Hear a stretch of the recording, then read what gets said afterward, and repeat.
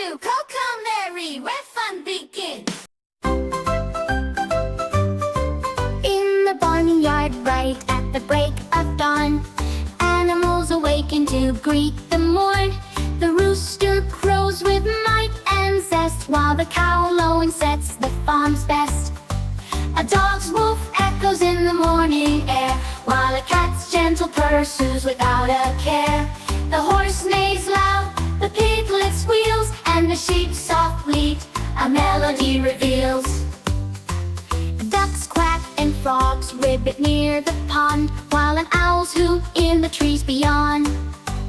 Chickens cluck and turkeys gobble with glee, in the symphony of nature they're all free.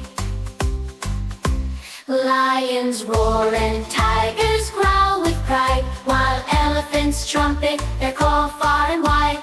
Monkeys chatter and birds tweet in flight, nature's orchestra, a wondrous sight. Buzzing bees and chirping crickets join the song, with whales singing deep where the ocean is strong. In the harmony of creatures, big and small, nature's music echoes, captivating all. From the jungle's depth to the farm's green field, in every sound a story is revealed. In this world of wonder where creatures abound, nature's rhyme and